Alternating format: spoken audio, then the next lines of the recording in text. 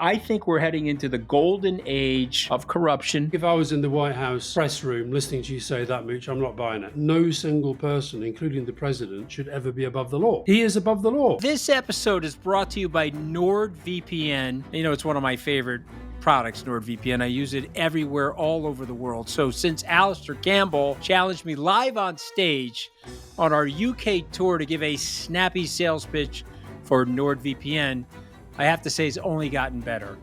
And that's because the results speak for themselves. NordVPN gives you ultimate protection guaranteed. They've got more than 6,700 servers in 111 countries, and you can change your virtual location super easily as when you need to. And for me, I always have my location set on the United States because I love watching American football and American baseball. But you can flip it to anywhere you want. NordVPN has unmatched speed, and it's one of the fastest VPNs out there. And I've tried a few in my time, but I keep coming back to NordVPN. And it's a one-click solution for the whole family. You can use NordVPN up to 10 devices now, which makes life a lot simpler. So sign up to NordVPN today to safely access your favorite streams from home, no matter where you are. Avoid censorship and access social media platforms wherever you are in the world. How is that for a pitch? Far better than Alastair's. Get an exclusive NordVPN deal here. Visit nordvpn.com/tripus. That's nordvpn.com/tripus. It's risk-free with Nord's 30-day money-back guarantee. The link is in the episode description box. Use NordVPN. I use it. I love NordVPN.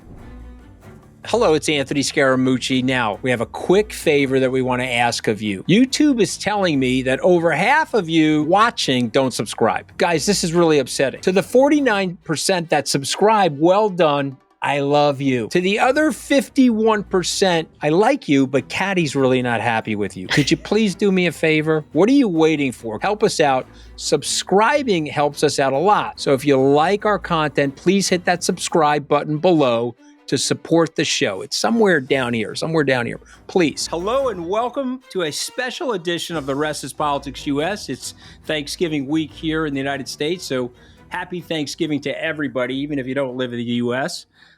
We don't have Catty K with us this week. She's on vacation. In fact, she's on a remote beach somewhere celebrating her family's Thanksgiving.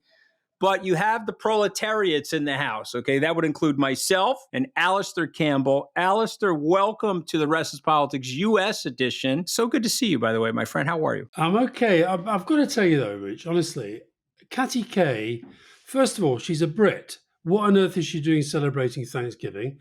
Secondly, your podcast has been going how long now? The Rest is Politics US? 6 months, maybe? 6. Okay. Rory Stewart and I have been going, I don't know, 2-3 years or something. We have not missed a single week. So what is this vacation stuff that Catty K does? What's that all about? I don't know. I think she's onto something. It's the true American spirit of leisure. You and me, man, I'm rowing the boat, man. You know, I learned from my grandfather, row the boat without complaint. You know, I used to say to him, he said, what's the sense of complaining? Nobody listens, Alastair. Row the boat, man. So let's talk a little bit of I want to talk about 3 things with you in the first half, if you don't mind. I want to talk about tariffs. Yep. What does the Trump presidency mean to the rule of law? We've uncovered some corruption already in the transition team. Let's talk about the future of democracy, not only here in the United States, but democracies under assault around the world. And what does that mean? But I want to go with tariffs because you were in the administration, the Blair administration, and you had to deal with tariffs on both sides, imposing them on goods coming into Britain, or at least negotiating that with the EU, and then dealing with whatever was happening with the US. And so what are your thoughts generally on tariffs? And what do you think of Trump's proclamation last night on Truth Social and X, where he's saying he's going to have anywhere from 30 to 200% tariffs? And he's saying this is to prevent the arrival of drugs and illegal immigrants into the country. I mean, that is quite a link to make. Do you remember when we were together in New York when you were calling the election wrong? And telling me right to was the I end. Was I the only one calling telling the me, election no, wrong? Rory did as well. If you remember, not you. I love well, you, I man. saw You I saw are the the fence. best. I got it wrong. I do admit that. Okay, when I said to you, when Trump talks about tariffs, does he understand what he's talking about? Because He was saying at that time that if he puts tariffs on, let's say, goods coming in from China, that was going to be cost paid by the Chinese, a bit like with his wall and the Mexicans. Don't worry, America. And now that is obviously not true. And yet people have been voted for him, and he couldn't have been clearer that tariffs are going to be a big, big, big part of his economic strategy. So he's now announced he's going to do 25% tariffs on goods coming from Canada and Mexico on day one, okay? And then a bit more on top for goods from China. I mean, what I can't get my head around is, he in his first term, didn't he do a trade deal with these guys? He did, yeah. And we've abided by most of that trade deal. Everyone says, on the right that Biden left all the tariffs in place. He did not. Biden surgically went through the list of tariffs. And I'll just give you my 30-second view on tariffs, having studied it. I'm also good friends with Robert Lighthizer. He's got a great book on this called No Trade is Free. It's a big history of U.S. trade. What Biden did was he surgically went through the tariffs, his team, and where governments are financing private enterprise and they're helping them compete, they put up, they kept those tariffs, in some cases, believe it or not, even increased them. But where it was helping the American consumer to get the services or the goods into the United States, they actually did eliminate the tariffs. I'm assuming that Trump is going to reimpose those. But you're asking a really good question. He knows that the consumer pays the tariffs. He likes that lie because it sounds good to low information voters. But he does know that. And what he also likes doing, and you may or may not remember this, in 2020, he said to the Mexicans, I'm going to ram 25% tariffs. He needed something from them. The president of Mexico called him and said, hey, what do you need? Well, this is what I need. I guess he wanted more Mexican military patrolling their border, on the southern side of the U.S. And then literally 2 days later, so I'm revoking my proclamation of tariffs. It's this sort of herking and jerking, and this overbite, this over exaggeration that represents Donald Trump. So hold on. So this stuff that he did yesterday, is this just negotiation? So I think it is. So I think what he's doing is the same thing. I think the world was very shocked for season 1 of The Apprentice, White House edition.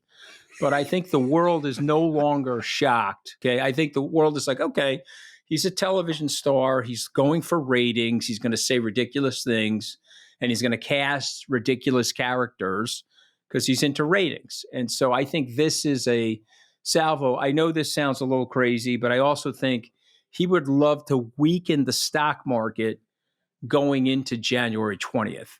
The stock market is his ultimate barometer forget about polls, Alastair, forget about sentiment, cabinet discussion, feedback from friends.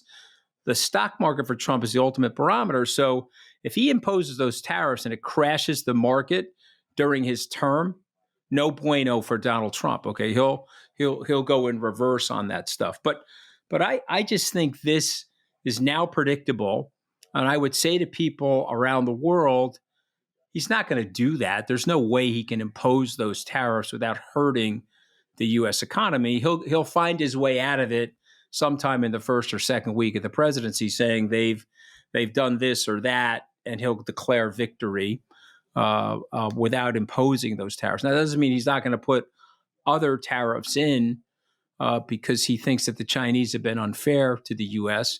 And frankly, this, in some cases they frankly have been. And I think that's now a bipartisan idea. What do you think? We sit here like in Europe, and we're thinking, right, well, he's talked about 60% on China, 200% if they go after Taiwan, and sort of, 10, 20% for kind of the bit of the world that we're in. And then there's a discussion in Britain about whether, because of Brexit, we sort of can somehow carve ourselves out of that. But the fact that he's gone for Canada, first of all, what is that about? Is that basically saying I don't like Justin Trudeau? Well, it's a combination of those things. He probably doesn't like Justin Trudeau, and he probably thinks, rightly or wrongly, that some migrant transfer is starting to come through the north. I don't have the exact numbers on that, Alastair. It's minuscule compared to what's going on at the Mexican border, but there is people trafficking, and there's also potential drug smuggling going on.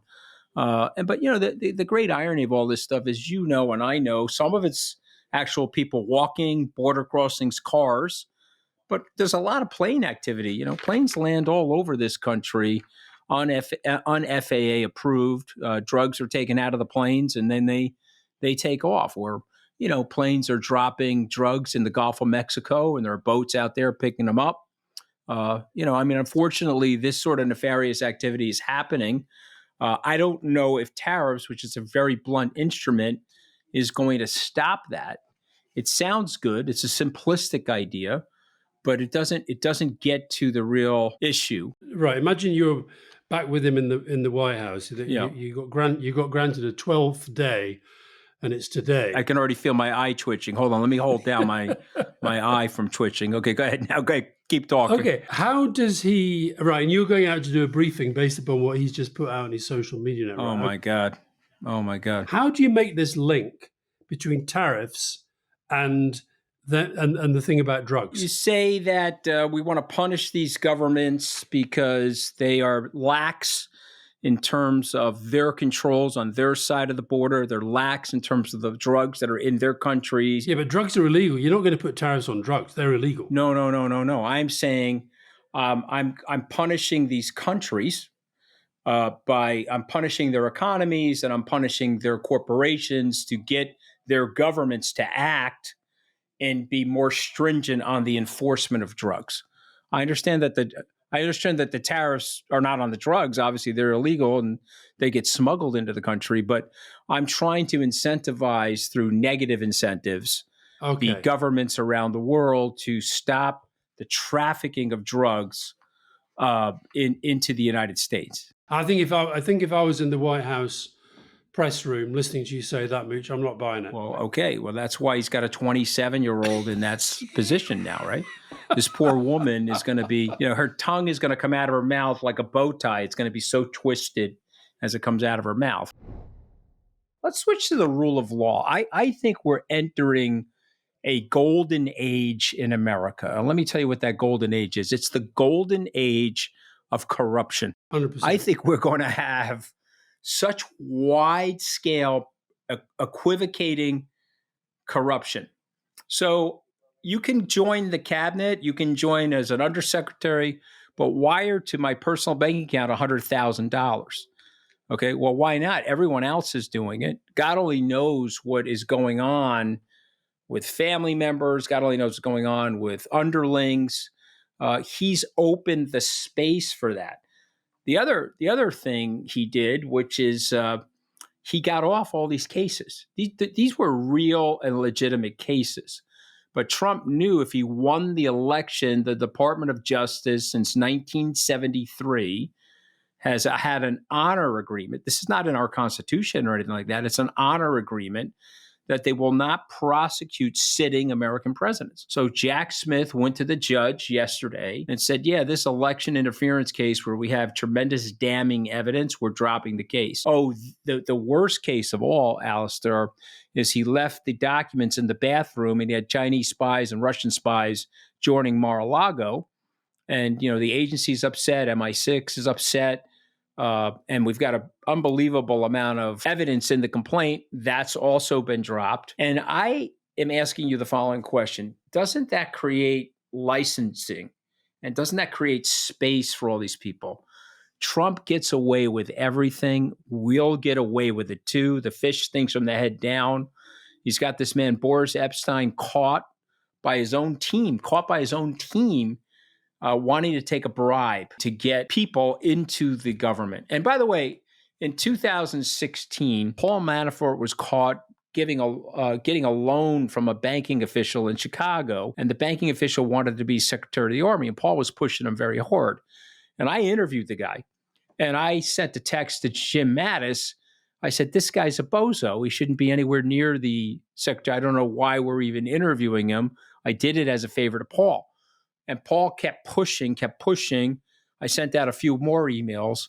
I said, certainly we can find somebody more qualified than this. We landed on Mark Esper, I don't know how well you know Mark. He's a very accomplished guy. And then he went on to become the Secretary of Defense. He's a real gentleman and American patriot. But I was a witness, Southern District of New York, because they uncovered all those emails. The Department of Justice called me and said, hey, we've seen these emails between you and Secretary Mattis. Could you come in and testify?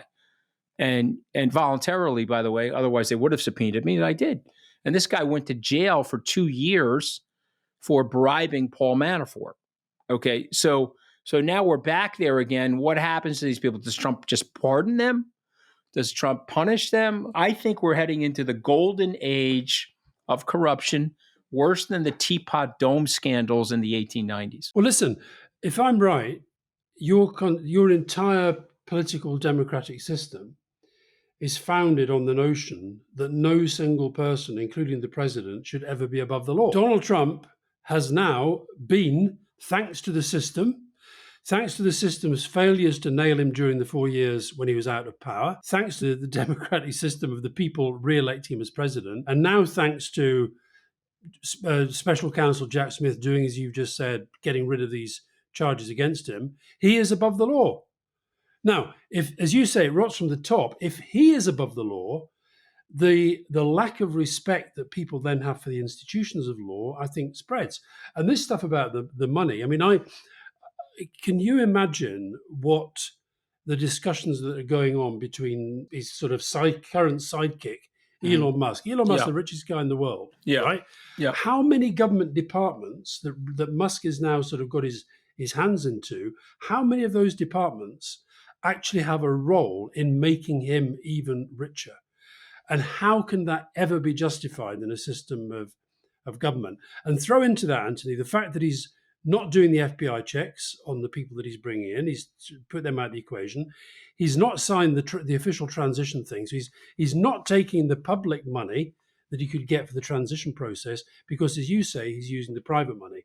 That's a kind of undermining of it seems to me, of several foundations of your system of government. So there's a wrinkle in our system of government.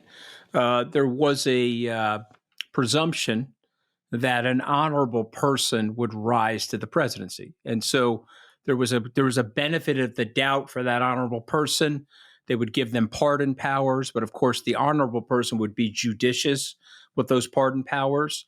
There was a presumption that, okay, there could be snafus, but this is an honorable person, so we're not going to prosecute them for minor things that have happened, okay, while they're president.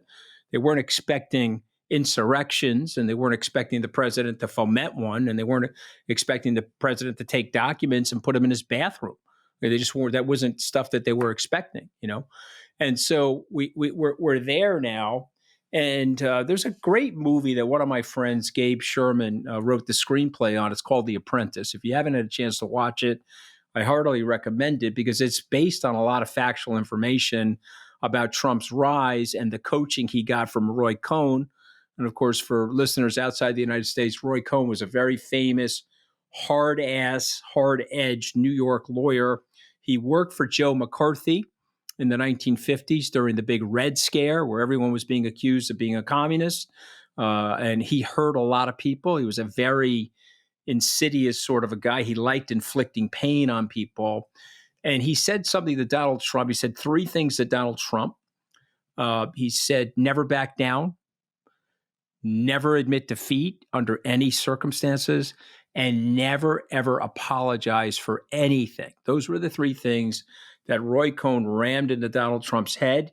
That manifestation has led to the cretin status that Trump has, but it's also led to his rise. These tactics have been very successful for him, Alastair. He backed down on Matt Gaetz. But Matt Gaetz is an object in his field of vision, okay? He ran Matt Gaetz over with the, that tank, that car that they let him drive in, whatever they call it, the monster, whatever it is. He just ran him right over with it. He didn't care.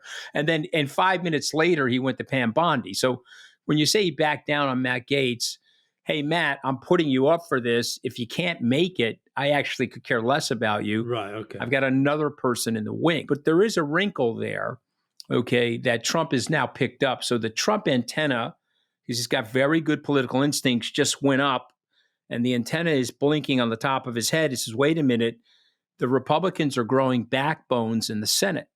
because I know the inside story. I talked to several Republican senators, and full disclosure, I'm still a Republican. I've donated to many of these people. Hey, hold on.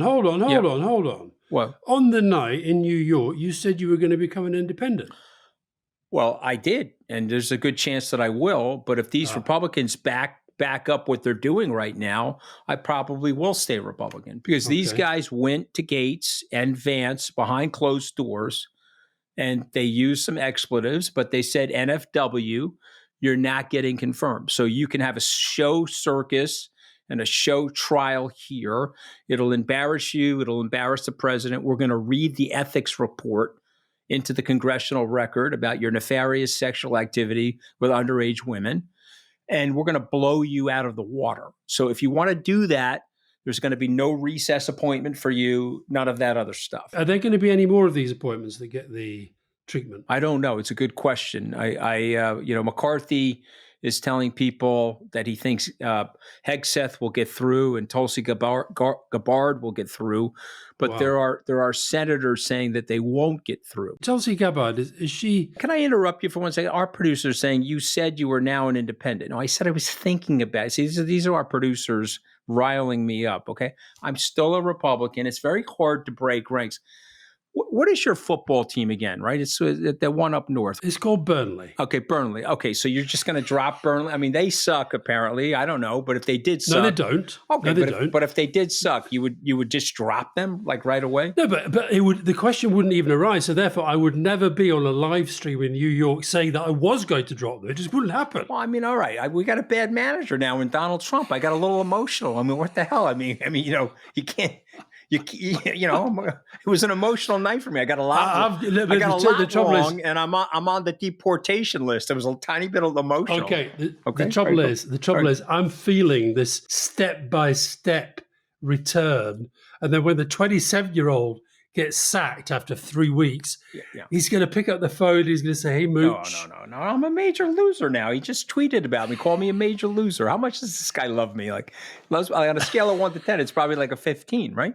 All right, but go to the rule of law for a second, okay? Go to the rule of law. If you were sitting here in the opposition, and now all the rules are being broken, everything's being stretched, what do? Do you play dirty like they do? Do you get on a high horse of righteousness? What's the political strategy, Alex? God, it's so hard because, of course, I think that what was at the heart of the Democrat strategy is in the election, is they genuinely felt that in their tale of two futures that they were telling, a big part of it was, we're good people, not bad people. We tell the truth. We don't tell lies. We believe in the rule of law. We believe in international institutions, etc. He says the opposite and he wins. So that makes it a difficult judgment for them. I'm surprised at how little this stuff is being called out by the big guns inside the Democrat Party. I don't get a sense of them really firing on any cylinders at all about that. Is that because I'm in Britain, or is it because they're not doing it? It's a really good question. I think they're in disarray. I think that, it's been said, but it bears worth repeating that, Biden really screwed them, because Biden said, I'm old, I'm going to serve one term, I'm going to help you guys find my successor, love the power, I'm going to stay in power. And they didn't flex on him in any way, and so he's got them in disarray. And I can't see the successor. I don't think Harris is going to be successful if she runs again. It's interesting because I thought she was going to win, but when I did that interview with you and Rory, and it was back in April of this year, I did say that he would be more fearful of Gavin Newsom. Turned out that she couldn't win, but it is also unfair to her. They only gave her 107 days, right? So she's been weakened. Newsom, I think, is going to jump the shark. He's going to turn 60. And now, Democrats do better with the younger people, Alastair. So, Richie Torres, somebody that you and I interviewed, I don't think he's prime time for 28, but could he be a 32 or a 36 aspirant? It's possible, we don't know at this point, but AOC wants it. She's too hard left for me, frankly, but she's got the charisma and the work ethic. But I don't see the person that's galvanizing the party. I don't see the Obama that comes in and says, okay, I'm going to represent the opposition. I'm going to represent the shadow government, as you guys would call it. And here's what we stand for. And here's how we're going to rebut what's going on in Trump world. I don't see it. No. Is it harder because they're still in power or they're still in office? So Joe Biden is still there. Kamala Harris is still there. He's the president. Sure. She's the vice president. Yeah. So anybody else who comes and starts maneuvering, that's what it looks like. Yeah, you can't do it. Yeah, so do they have to wait? I presume they have to wait till Trump gets in. But I think I really think they're missing. There's a lot of damage being done now by him to the country before he's even got there. And I'll tell you the other thing he's doing, which reminds me of the Brexit debate here. So the Brexit debate here, 52% to 48%. So it was close. But the way that the winners reacted to it was as if they'd got 100%. We can do what we want. And of course, Trump's doing that, helped by this totally false narrative that he's pushed that this was some kind of landslide. And he's redefining landslide in so many different ways. I mean, I was looking at some of the figures. So if you want to talk about a landslide, you go back to Lyndon Johnson, 64. He wins by 22.6%. Yeah, big. Nixon, 23.2. Reagan in 1984 by 18.2. And since then, there's never, ever been a double-digit win. Yeah. And Trump is down, and I think he's the third smallest popular vote win. So, but they're talking and behaving like I am all-powerful. Now, that is a narrative that has to be pushed back. Because otherwise, that's what makes him do some of the stuff he does. And I'm just shocked at the absence of the Democrats from the debate. Oh, yeah, for now. But I mean, what could happen, though, is the Republicans in the Senate that hate Trump grow a little bit of a spine. And they say, okay, you're entitled to pick people, but you're not entitled to pick abnormal. Ukraine, your opinion of how Donald Trump is going to handle Ukraine from a perspective in Europe. I should point out to listeners that the reason that the Mooch is saying Ukraine is because the Brits on this podcast have pointed out to him that those who say the Ukraine, well, it's okay if you're French, because l'Ukraine, that's what they say, right? The Ukraine, because like they say les États-Unis or la Grande-Bretagne. But the Ukraine is used as a bit of an insult to Ukraine. It's like saying it's like the Alps. It's a sort of region rather than a sovereign state. You Brits are really too much. I can't use the word fascist when describing Donald Trump. Too glib. Oh, I can't use the preposition the.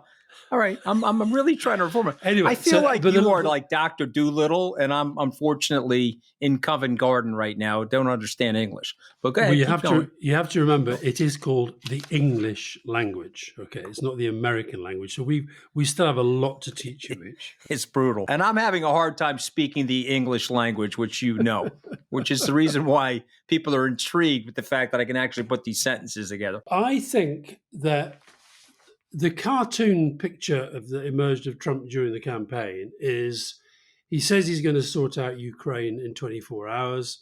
That means he's basically going to roll over to Vladimir Putin and give it away. And Zelensky will just have to suck it up because the truth is, without the American money going in, there's no way that they can carry on this war in the same way they've been fighting it. The Europeans aren't going to step up. So that was the kind of cartoon caricatured view. I was speaking to somebody who was at the G20 who said that Trump had been much more nuanced in a phone call that he'd had. He said that he thought that the situation in Ukraine had the capacity to become as complicated as the Middle East. Now, if that's right, is he already thinking that the 24-hour thing, that's just one of those figures of speech that nobody took seriously, don't need to worry about that? The kind of the mood music with Putin has been interesting, and the Russians, they didn't kind of celebrate Trump's second coming in the way that they celebrated the first coming. Now, deep down, I've got no doubt at all that they're very, very happy that he won rather than Kamala Harris. But I wonder if there's going to be something a little bit more unexpected in the way they deal with Ukraine. That could be my wishful thinking, but I want to fortify that. He met with the incoming or the new president of NATO down at Mar-a-Lago. Sources are reporting back through the military that Trump is being way more nuanced. Inside the campaign, my friends are telling me Trump does not like I'm Putin's lackey. He hates that narrative. It drives him crazy. I think he's been very fawning over Putin over the last 9 years that he's been in politics, but he's now 78. He won the popular vote in the largest economy with the biggest military, and he may not want to be Putin's lackey here. You may know this, and it's pretty well reported that the night of the election, they were showing naked pictures. I guess would it surprise you with Marco Rubio and Mike Walsh, in positions of more typical Republicans in terms of the way they lean on foreign policy, if the world is surprised about Trump's position on the Ukraine? Where would you put Rubio in the kind of traditional Republican Party political spectrum? Where would he be? He's energetic Jeb Bush. And so remember, Jeb Bush is his mentor. Jeb Bush helped him rise when he was governor of Florida. He was close to the Bush family. It got strained in 2016 when they were both running for president together. I think Jeb didn't like that. He thought Marco needed to take a back seat to him. But he's tight with Susie Wiles. Remember, she's a longtime political operative in Florida. She helped DeSantis get elected. She's the one that influenced and convinced Donald Trump to endorse DeSantis. That was a very close 2018 race. And so you're in a situation where these guys think like neocons. And what is a neocon? America's got might. America needs to flex on people to get them in line. Now, obviously, that wasn't successful in Afghanistan. Turned out that it wasn't successful in Iraq. But this is different. This is the European theater. And, I see Putin as a rationalist. So I don't see Putin as a madman. I see Putin as a rationalist. He wants to stay in power.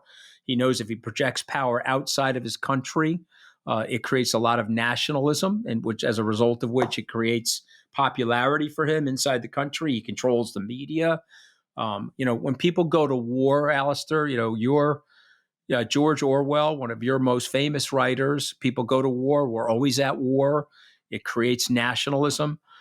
We both remember George Herbert Walker Bush out of the Gulf War with a 93% approval rating. Obviously, he went on to lose the election. Winston Churchill losing to Clement Attlee after the war's over. But Putin knows he's got to keep a war going. He's 72. He wants to stay in power till he dies, sees himself as a successor to Joe Stalin. But I don't see him as a madman. I don't see him deploying a nuke somewhere. I mean, if he does that, that would be a big shock. I know he's threatening to do that. What do you think? I think on so far as this relates to Ukraine, that I don't think Trump will want this to be his first big foreign policy outcome, because I think it's very, very hard to see how he will project that as a success for him. Ending the war is not enough, because there are going to be consequences to that don't necessarily get played out in front of what you call your low information voters, but which are going to have big strategic consequences in Europe. And the sense that I was getting from this guy who'd spoken to Trump, a G20 leader, was that he was more onto that than maybe we thought, and that he's worried about the idea that his Ukraine becomes like Biden's Afghanistan. It sounds great, you ended it, but then there's absolute chaos and mess. The other thing I wanted to pick you up on something you said earlier, which I thought was really interesting. You said he hates the image of being Putin's lackey. If you were Zelensky, would you use that, or would you get others to use that? Or how would you, if that sort of really plays into him, how would you exploit that? Because it's kind of on that level that he operates, isn't it? Trump is in a different place today. This is just me. He was nervous, Alastair. If it was November of 2016 and we were at Trump Tower, he was projecting confidence, but he was nervous because I can remember it. Okay, he was listening to people. He was concerned about the presidency. He was trying to follow the rules. When he got there, and they were attacking him. Again, I'm just, taking it from his point of view, okay? When they were attacking him, he was like, okay, I have to fight back. The special prosecutor, this, that, and the other thing. Now, weirdly, Joe Biden has made Donald Trump stronger with Trumpism and stronger with MAGA. How did he do that? He's had a 4-year break in the action to ruminate and stew about what he did wrong in Trump 1. And so now he's coming back into Trump 2 with a vengeance. But one of the things that he wants to do is he wants to stump Alastair Campbell, Anthony Scaramucci, and other pundits. He wants us to think he's going one way, and then through misdirection, he goes in a completely opposite direction just to shock people. There was a great scene in H.R. McMaster's book, which I'm still laughing about. I read H.R.'s book, and he said, so Tillerson and I were meeting with Trump. There was a problem in Venezuela. And we both looked at him. Okay, sir, we briefed you. Yes, I understand what to do. Yes, you're going to meet the press in 2 minutes. Yes. Okay, the one thing we do not want you to do, please don't say to the press that we have any military options on the table. We don't want to inflame the other leaders in South America. Trump gets to the microphone and says, I just want everybody to know we've got military options on the table. We have options. And this reflexive contrarianism. That's the description from H.R. McMaster that describes Trump. Whatever the general consensus is, he may just do the opposite for the sake of doing the opposite. That's literally how he thinks. He's not sitting there like Tony Blair or Bill Clinton and say, okay, I have a grand strategy. I'm going to bomb these areas of Kosovo. I'm not going to put any ground forces in. Hopefully it'll stop the ethnic cleansing. Right. And here's my strategy. There's no thought behind it. It's a reflex. The other thing is, if you're coming in with a thought and a strategy and he doesn't own it, he's not going to adopt it. He's not going to use it. You have to go to him and say, here are the options.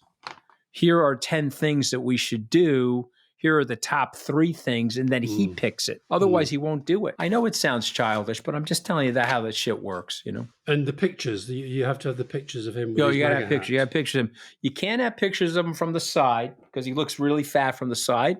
And we don't like pictures of himself from the side, but he likes pictures of himself from the front with the suit, tie, and the jacket hiding the belly. You know why you laugh at that, Alastair? Because you know what I'm saying is true. I mean, yeah, no, but what I'm going to ask you is, what will he be like when he's sort of looking at social media and he's seeing all these hilarious memes of him and Elon Musk either being in love or being married or being sumo wrestlers eating cakes all day? Yeah. No, he hates it. He hates it. Hates it. So people online should keep doing that stuff. On more than one occasion and repetitively, he has said, yeah, people say that I like negative publicity, that negative publicity is just as good. All publicity is good. That's a bunch of blah, blah, blah. Okay. I only like positive publicity. Okay. But what Trump does like is being on the top fold of a broadsheet paper. Okay. And I think I told you that story. He was so excited to see himself on the top fold of a broadsheet paper.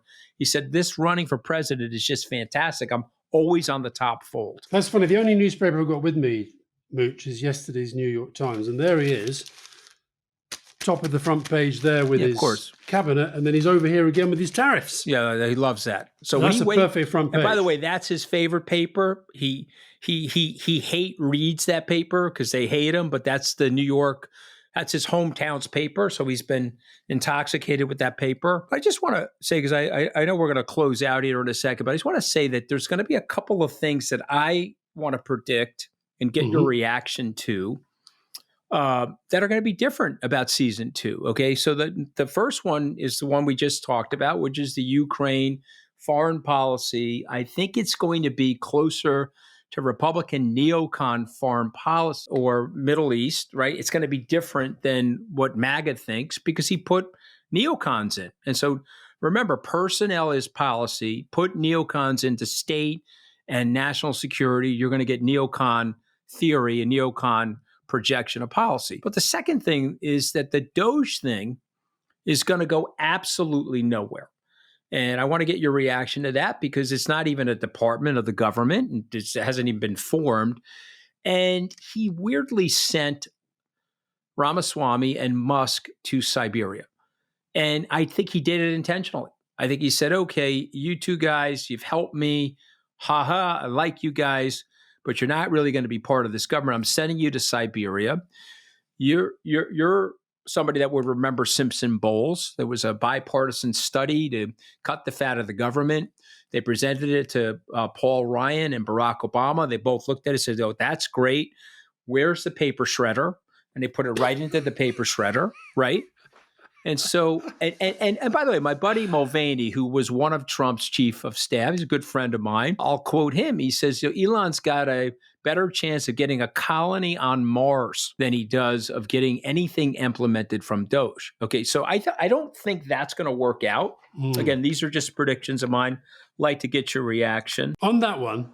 I hope I hope it's right, because I have the sense of Musk becoming a dangerous, unhinged character with a lot of untrammeled power, and dangerous, unhinged characters with untrammeled power have a habit of doing a lot more damage than other sorts of characters who might have power. So I hope he gets his wings clipped, and I hope he ends up in quite a lot of political difficulties as a result of having taken the course he's taken. I was talking to somebody yesterday who's known Musk over a period of time, who said he has become a completely different person. A completely different person. Now, is that power corrupting? Is it wealth corrupting? Is it the drugs? Is it the thing with his child who's trans? What is it? But he's becoming. I mean, I don't know if you follow this, but the sense of him being utterly obsessed with the UK at the moment is really just weird. So I hope he ends up in flames, to be absolutely frank. I don't mean literal flames. He's saying things about the UK, and, just let me know, are they true or not true? That's the information. So he's saying that thought police are arriving on people's doorsteps if they put out improper tweets. Is that nonsense? Of course it's nonsense. What they're doing is if somebody incites racial hatred, and that's a criminal offense, then they might look at it. But he's promoting. So there's this guy called Tommy Robinson, whose real name is Stephen Yaxley Lennon. He calls himself Tommy Robinson because that's a great British patriot name.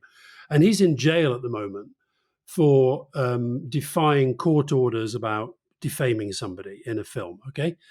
And Musk keeps retweeting this guy and saying people should look at this film because it shows that Britain's become a police state. And you're thinking, you, Mr. Musk, you're the richest guy in the world. You've got a lot of business interests. You've got sort of, more access to space than pretty much any other person on Earth. And you've suddenly become the friend in chief to the president, the new president of the United States. What the fuck do you think you're doing playing around with this sort of silly Twitter politics? And that says to me that he's a guy imploding or exploding. Yeah. And I'm glad what you said about Doge, because he is projecting that on his own social media channels. Mm-hmm. He's projecting like that, almost like a joint presidency. And I imagine that Trump hates the idea of Musk as a joint president as much as he hates the idea of being Putin's lackey. You know how to do this better than anybody. Drop a few President Elon Musk bombs on the top half of a broadsheet paper. Is Elon President Musk? Is Elon co-president? And Trump's head will explode. He doesn't like it. How will he get rid of him? How will he get him out of his head? He's already done it. See, that's the irony. People don't realize that he's already sidelined him. Okay, but he's still hanging around. He's still hanging around. But Trump's telling people privately that he's annoyed by it. He's telling people privately, look, the guy spent hundreds of millions of dollars on the campaign. If he wants to hang out and have an iced tea at Mar-a-Lago, let him. But, remember what Ben Franklin said about house guests, right? They should be treated like fish. Right, fresh fish, right? 3 days, get the hell out of my house, right? Yeah. Okay, so he's been there now for 15 days. But listen, I applaud Elon Musk's accomplishments as an entrepreneur. I mean, it's hard to take that away from him. He's built two incredibly successful companies. Other companies that he's touched have gone very well. But we're not good at everything else. Okay, I may have a legal degree, but you certainly don't want me operating on somebody's brain. Musk knows how to land a rocket back from space impeccably, but he may not be the right guy for politics. And so what sometimes happens to people, and I've seen this on Wall Street, I am rich, Therefore, I'm definitionally a polymath, and I'm definitionally know something about everything. And oh, by the way, I know more about that than you do, even if you're an expert in that field. You see what I mean? And there's an arrogance that comes with affluence that we have to be careful of. My final point before we go, and it's been lovely talking to you as ever, Mooch, is there's a guy Roy and I talked about on our podcast this week, a guy called Frans Timmerman, who's former European official. He's now the leader of the opposition in the Netherlands. And he did the Winston Churchill lecture in Zurich last week. And he said this of the Trump government. He said, the re-election of Trump marks a watershed moment in the transatlantic relationship. One gets the impression of a government of billionaires, by billionaires, for billionaires. Now, is that fair or not? It might be. It might be. We'll have to see how that's your golden era of corruption. Yeah, it might be that. And we have to see. Again, though, but Trump's such a mixed bag. He put Besant in place. He's a gentleman. He's a very smart guy. A billionaire. He is a billionaire, but he's a traditionalist. So you can be a billionaire and a decent person. Ask Mike Bloomberg. Right? If Mike Bloomberg was running the country, you'd be very happy because you wouldn't like every position he's taking, but you'd be like, okay, this guy's fair-minded. He's a patriot. He's trying to do the right job for his fellow citizens. Besant is like that. Whatever you think of Marco Rubio, you may not like every one of his positions. You're a Labor Party member, but he's got good intentions, Marco Rubio. I know Marco 15 years. Again, don't agree with everything he says, but I do like him. So there's a mixed bag going on, and the weird thing, the good news is my rebuttal to the gentleman in Zurich that you're referring to would be, there are still good people around the hoop, and there's 5,000 people that this man has to staff into the executive branch. There's not enough extremists to go around to fill all those jobs. Last time around, he left loads of those positions empty to give more power to the ones who were there. He did that because there was a lot of confirmation problems too with the people that he wanted to put in. Remember, I think I told you this. One of the reasons why at the end of his presidency there were very few confirmed cabinet members, because only a confirmed cabinet member could knock him out of the box. Using the 25th Amendment. You see what I'm saying? And so he left them in these acting positions because, Tillerson and those guys in the first couple of months of the presidency said, the guy's nuts. We got to think about, they were dropping to the media, we're thinking about invoking the 25th Amendment. We'll see. We're either going to get a crazy situation or we're going to get a 78-year-old golfer who's got Susie Wiles and Marco Rubio running a lot of things. We'll see. It's going to be one or the other. But it's a pleasure as always. Happy Thanksgiving to you, even though you don't celebrate it. Catty K, if you listen, happy Thanksgiving to you. I imagine a holiday is going to be so rich that she won't have time to listen to her week off podcast. Always happy to step in and help, Mooch. So before we go, I just want to let people know we have a bonus episode for our founding members coming out on Saturday. Catty recorded this, of course, before she went on vacation. You can hear that by signing up at therestispoliticsus.com. Okay, and that would really be helpful to me. Sign up and subscribe, please. And don't worry, Catty K will be back with us next Friday. Alastair, unfortunately, will not be back next Friday, but hopefully we'll get you back soon. But I'll be listening. Okay, lots of love to you and your family, and a great holiday to everybody around the world. Take care. Bye-bye.